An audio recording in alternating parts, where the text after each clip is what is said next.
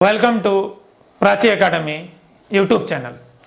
पिछले झारखंड जीएस के क्लास में हम लोग करमाली जनजाति का विस्तृत अध्ययन किए थे। आशा करते हैं कि पिछला वीडियो आप लोगों को पसंद आया होगा। साथ ही साथ इस चैनल को सपोर्ट करने के लिए एक लाइक और सब्सक्राइब कर ही दिए होंगे, साथ ही साथ चैनल को शेयर भी कर दिए होंगे अपने कलीग्स के साथ। चलिए अगला जो झारखंड का जनजाति लेकर के आए हैं आज, ठीक है, वो है हमारा गोंड जनजाति। गोंड जनजाति, ठीक है। तो ये जो गोंड जनजाति है, ये भारत की सबसे पहली बड़ी जनजाति है। तो ध्यान दीजिएगा, यहाँ पर ये जो लाइन है, ये भारत की पहली बड़ी जनजाति है। तो ये पहली बड़ी जनजाति, इसमें थोड़ा सा कंफ्यूजन है डाटा में, ठीक है, बता दे रहा हूं। बहुत सारा में गोंड को पहला दिखाता है, बहुत सारा डाटा में हमारा भील को पहला दिखाता है, ठीक है।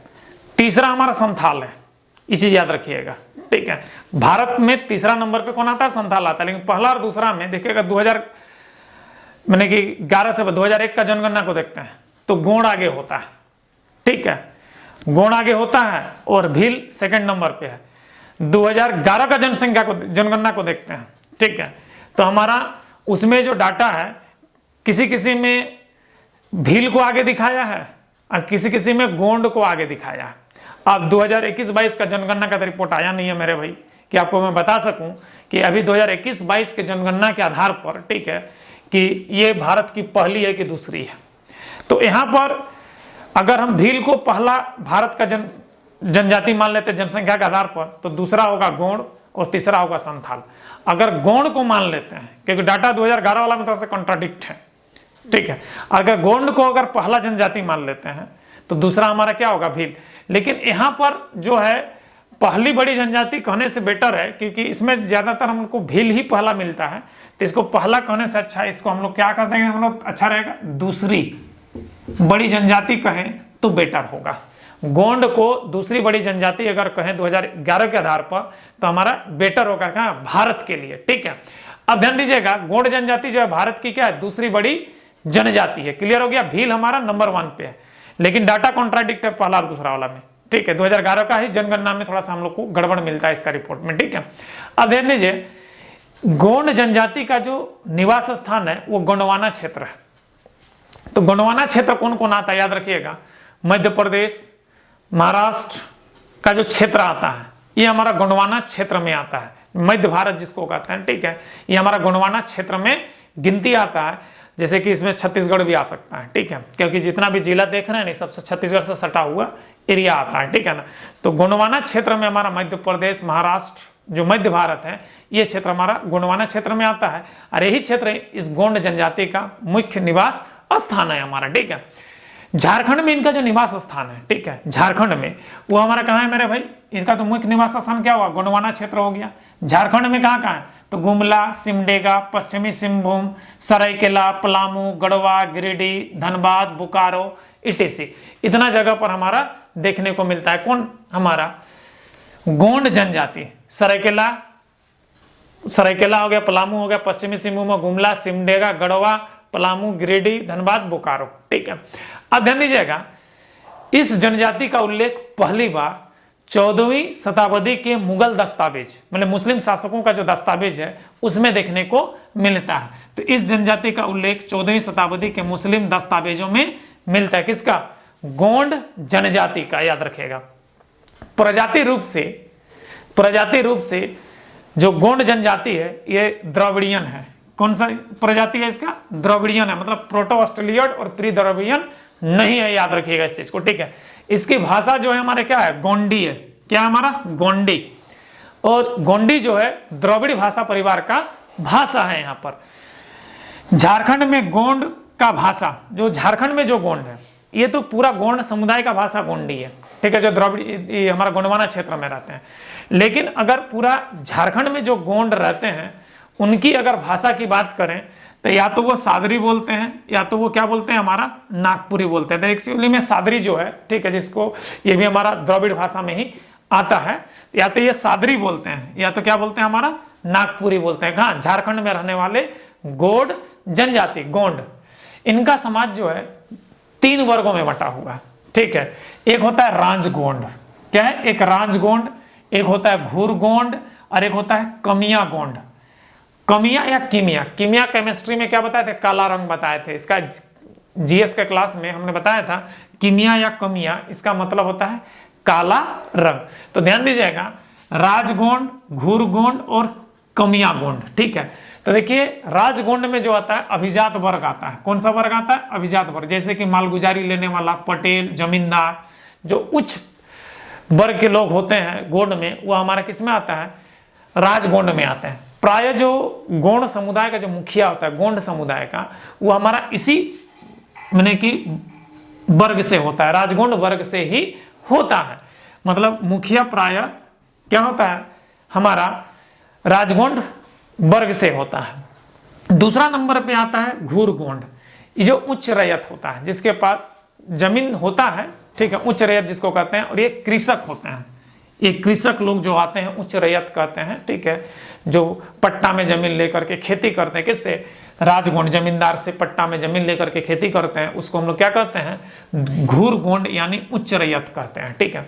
उसके बाद आता है कमिया गोंड, ये कंप्लीटली भूमिहीन होते हैं, या तो ये मजदूरी करते हैं या ये श्रमिक होते हैं, मतलब मजदूर वर्ग जिसको कहते हैं, भूमिहीन, श्रमिक या मजदूर वर्ग जो होता है वो हमारा कमिया गोंड में आता है। अब ध्यान दीजिएगा, गोंड के 4 भात्र दल होते हैं। क्या होते हैं, 4 भात्र दल होते हैं, जिससे हम लोग फैक्ट्री कहते हैं, और अनेक टोटेमिक गोत्र होते हैं। यहाँ पर ध्यान दीजिएगा, ये टोटेमिक गोत्र है, मतलब ये लोग क्या है, गोंड जो है गुष्टिधारी है। फिर से आगे देखिए, टोटेमिक गोत्र है मतलब क्या है, गोंड हमारा क्या है, गुष्टिधारी है, गोत्रधारी नहीं है। समगोत्री विवाह वर्जित है, मतलब एक गुष्टी का विवाह नहीं होगा। और मान लीजिए कोई गांव में 2-3 प्रकार का गुष्टी रहता है, तो उसके साथ भी विवाह वर्जित है ये लोग का, ठीक है। सेम गुष्टी में तो नहीं है, ठीक है, लेकिन अगर एक गांव में अगर 4-5 गुष्टी का है, तो पहला गुष्टी वाला दूसरा गुष्टी वाला के साथ उसी गांव में अगर विवाह करना चाह रहा है, तो ऐसा में भी क्या है, वर्जित है। ध्यान दीजिएगा, एक गांव के विभिन्न गोत्र के बीच विवाह वर्जित। यहाँ पर टोटेमिक है इसलिए गुष्टी कह रहे, गोत्र नहीं कह रहे हैं, ठीक है। गुष्टी मतलब गोत्र ही होता है, ठीक है, लेकिन ये अलग प्रकार का है। गोत्र और गुष्टी और गोत्र के बारे में आप लोग को पिछला वीडियो में बता चुके हैं, इसलिए बार बार इसको रिपीट हम नहीं करेंगे। मतलब एक ही गुष्टी में विवाह तो नहीं होगा, लेकिन एक गांव में अगर 2-3 प्रकार का गुष्टी है तो उसके बीच भी विवाह नहीं होगा। मतलब ये लोग मैंने गांव बहिर्विवाह, मतलब एक गांव में विवाह नहीं होगा, दूसरे गांव के साथ विवाह होगा। मतलब क्या है, गांव बहिर्विवाह का नियम पालन करते हैं। मतलब एक गांव में विवाह नहीं करना है, इस गांव का लड़का दूसरे गांव का लड़का से विवाह करेगा, इस गांव की लड़की दूसरे गांव के लड़का से विवाह कर सकता है, ठीक है। इस पैटर्न को ये लोग क्या करता है, फॉलो करता है।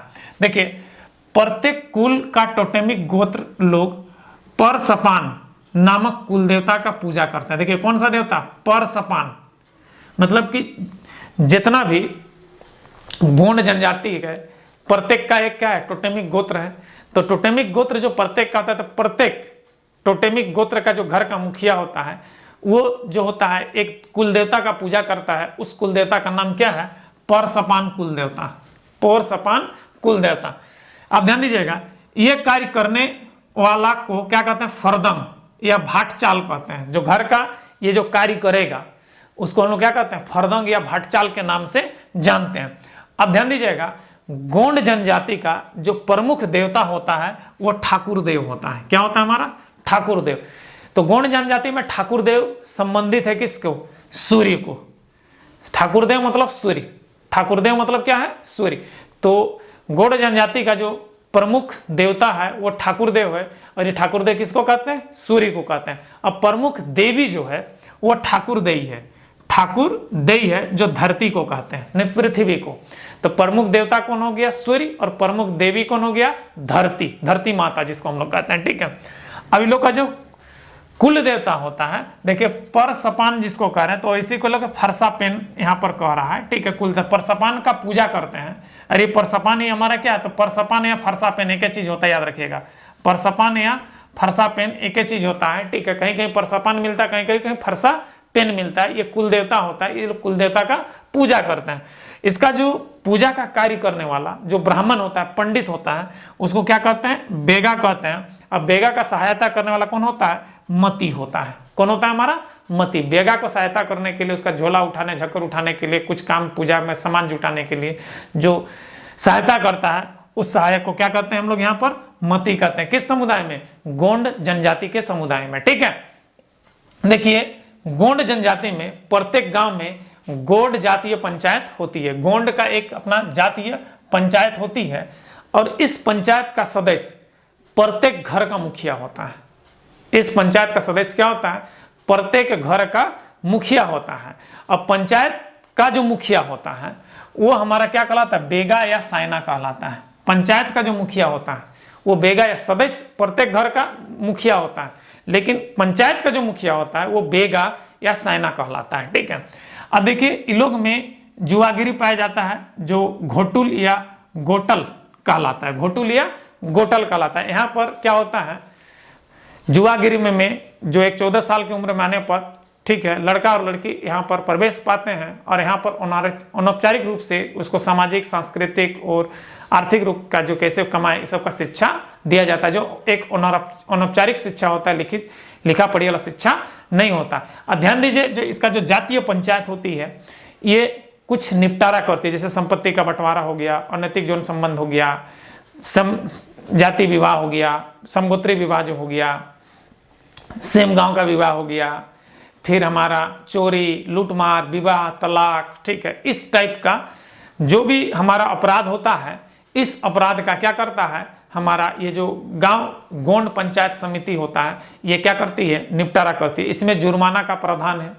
जुर्माना नहीं देने पर क्या है? समाज बहिष्करण है, समाज बहिष्करण है, जाति बहिष्करण है, और भोज भात देने के बाद फिर से उसको जाति में समाने का मौका दिया जाता है। ये चीज हमारा किसमें देखने को मिलता है? गोंड जनजाति में देखने को मिलता है। इसके बाद ध्यान दीजिएगा, ये लोग जो विवाह करता है, ठीक है, ये लोग जो विवाह करता है जनरली जो गोंड जनजाति ममेरी, फुफेरी और क्या है हमारा चचेरी बहन से विवाह करता है। जैसे कि मुस्लिम में हम लोग देखते हैं, ठीक है, ममेरी, फुफेरी, चचेरी बहन से विवाह करता है, उसी प्रकार से गोंड समुदाय में भी ममेरी, चचेरी और फुफेरी बहन से ही विवाह करता है। लोग सबसे पहला विवाह का प्राथमिकता, अगर अपना ममेरी बहन है, चचेरी बहन है, फुफेरी बहन है तो गोंड जनजाति सबसे पहले उसी से विवाह का प्राथमिकता देगा। अगर किसी कारणवश विवाह नहीं होता है तब फिर वो दूसरा जगह ट्राई करेगा, अदरवाइज ये अपना चचेरी, ममेरी, फुफेरी बहन से ही विवाह करेगा, जो हम मुस्लिम में भी इस चीज को देखने को मिलता है। ठीक है, तो ऐसा ही लोग क्यों करता है? जैसे कि साउथ तरफ जाइएगा, मेरा साउथ में 2-4 फ्रेंड है, आपको मैं बता रहा हूँ, जब हम इंजीनियरिंग करते थे, जब वोडाफोन में जॉब कर रहे थे उस समय था, तो लोग को भी शादी इसी तरह से ममेरी, फुफेरी, चचेरी बहन से हुआ था। तो बोले यार कैसा तो लोग का हिंदू रीति रिवाज है कि तो लोग अपने ममेरी, फुफेरी बहन से शादी कर लेता। बोलते यार हम लोग का ही कल्चर ही है, इसमें कुछ नहीं कर सकते हैं। तो हमको जब गोंड जनजाति पड़े एक्चुअली में कि जो हमारा ये जो केरल उरल है, इधर हमारा द्रविड़ी का वास है, अब गोंड हमारा क्या द्रविड़ परिवार का है, तो कल्चर तो द्रविड़ का ही रहेगा ना हमारा, भले वो हिंदू है हमारे, ठीक है, तो कल्चर तो हमारा द्रविड़ का ही है। तो द्रविडियन का अगर कल्चर है तो ऑटोमेटिक कल्चर तो मिलेगा ही। तो ममेरी, फुफेरी, चचेरी बहन से जो शादी करता है, इस लोग कहता क्या है, ध्यान दीजिएगा, दूध लौटावा विवाह। क्या कहता है?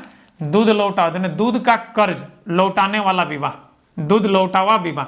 मतलब कभी अगर मान ली चचेरी बहन, फुफेरी बहन का माता तुमको दूध पिलाया तो उसका दूध का कर्ज को लौटाने का विवाह। इसमें बिना तिलक, बिना शादी, बिना दहेज का विवाह होता है, इसमें कोई तिलक होता है, दूध का कर्ज लौटा रहे, तो इसको दूध लौटवा विवाह के नाम से जाना जाता है। किसमें? गोंड जनजाति में। ठीक है, अब ध्यान दीजिएगा यहाँ पर गोंड जनजाति जो झूम का खेती करते हैं, झूम का खेती मतलब क्या? स्थानांतरित खेती, जगह बदल बदल कर खेती करना। तो ये लोग स्थानांतरित खेती को जो गोंड जनजाति है वो क्या कहता है मेरे भाई? दीपा या बेबवार। क्या कहता है? दीपा या बेबवार कहता है। साथ ही साथ इन लोग का जो प्रमुख त्योहार है वो सरूल है, कर्मा है, सोहराई है, दशहरा है, होली है। सरूल के बारे में जान रहे हैं कि प्रकृति का पूजा है, ठीक है। कर्मा ये भाई बहन का के बीच का प्रेम का पूजा है।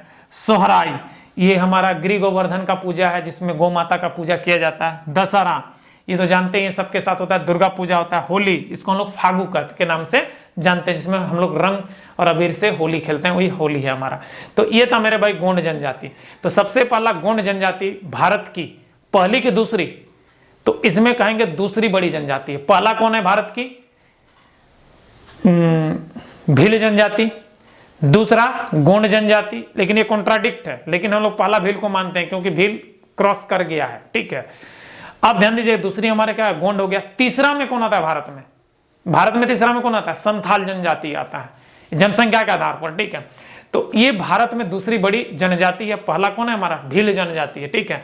झारखंड में निवास स्थान, तो जो भी हमारा मध्य भारत से सटा हुआ एरिया होगा उसी पे इसका निवास स्थान है। जैसे क्या हमारा गुमला, सिमडेगा, पश्चिमी सिंहभूम, सरायकेला, पलामू, गढ़वा, गिरिडीह, धनबाद, बोकारो, यहाँ पर क्या है? गोंड जनजाति का निवास स्थान है। लेकिन इसका प्रमुख निवास स्थान क्या है? गोंडवाना क्षेत्र है, याद रखिएगा। इस जनजाति का उल्लेख सबसे पहली बार किस दस्तावेज में मिलता है? तो 14वीं शताब्दी के मुस्लिम दस्तावेज में मिलता है। इसका प्रजाति कौन सा है? द्रविड़ियन है। इसकी भाषा कौन सी है? गोंडी है। गोंडी भाषा किस भाषा परिवार में आता है? द्रविड़ भाषा परिवार में आता है, ठीक है। झारखंड के गोंड जनजाति किस भाषा का प्रयोग करते हैं आम बोलचाल के रूप में? सादरी या नागपुरी भाषा का प्रयोग करते हैं। गोंड समुदाय कितने वर्ग में बटा हुआ है? 3 वर्ग में। कौन कौन है मेरे भाई? राजगोंड, धूरगोंड और कमिया गोंड, ठीक है। सबसे ऊंचा वर्ग कौन है? राजगोंड है। सबसे नीचा वर्ग कौन सा है? कमिया गोंड है, ठीक है। समगोत्री विवाह वर्जित है। एक गांव में विवाह वर्जित है, मतलब गांव बहिर्विवाह का ये लोग नियम पालन करते हैं। इन लोग का गोत्र क्या है? गुष्टिधारी की गोत्रधारी? गुष्टिधारी है, मतलब इन लोग का गोत्र क्या है? टोटेमिक गोत्र है। टोटेमिक गोत्र क्या होता है? पहाड़, पर्वत, पेड़, जानवर, इस सब के नाम से इन लोग का गोत्र का आइडेंटिफाई होता है, जिसको हम लोग गुष्टिधारी कहते हैं, याद रखिएगा, ठीक है। तो इन लोग का गोत्र क्या हमारा? गुष्टिधारी है, मतलब टोटेमिक गोत्र है, याद रखिएगा। ये हमारा क्या था? क्वेश्चन था। गोंड जनजाति का जो सबसे बड़ा देवता होता है वो कौन है हमारा? ठाकुर देव है। ठाकुर देव किसको कहते हैं? सूर्य को कहते हैं। माने कि मुख्य देवी कौन है हमारा? ठाकुर देव। ठाकुर देव किसको कहते हैं? धरती माता को कहते हैं, ठीक है। इन लोग का कुल देवता कौन है? तो फरसा पेन या परसपान। फरसा पेन या परसपान इन लोग का कौन है? कुल देवता है। इन लोग का पुजारी को क्या कहते हैं? बेगा कहते हैं। पुजारी का जो सहायक होता है मेरे भाई, यहाँ पर क्या कहलाता है? मती कहलाता है। इन लोग में जो है, ध्यान दीजिएगा, इन लोग में जो जुआगिरी होता है, किसमें? गोंड में जुआगिरियों को क्या कहते हैं? ये भी क्वेश्चन अक्सर पूछता है। तो क्या कहते हैं? घोटुल या गोटल कहते हैं, ठीक है। ये लोग विवाह का प्राथमिकता किसमें देता है? तो चचेरी, ममेरी, फुफेरी, बहन को में प्राथमिकता देता है। तो इस विवाह को किस विवाह के नाम से जानता है? तो दूध लौटवा विवाह, यानी दूध का कर्ज चुकाने वाला विवाह के नाम से इसको क्या कहता है? संज्ञान देता है। कौन? गोंड जनजाति। तो ये था हमारा प्रमुख क्वेश्चन गोंड जनजाति से। आशा करते हैं कि आज का क्लास आप लोगों को अच्छा लगा। अगर अच्छा लगा है तो यहाँ पर एक लाइक बनता है। साथ ही साथ मेरा आने वाला वीडियो देखने के लिए इस चैनल को सब्सक्राइब कर लें। जय हिंद।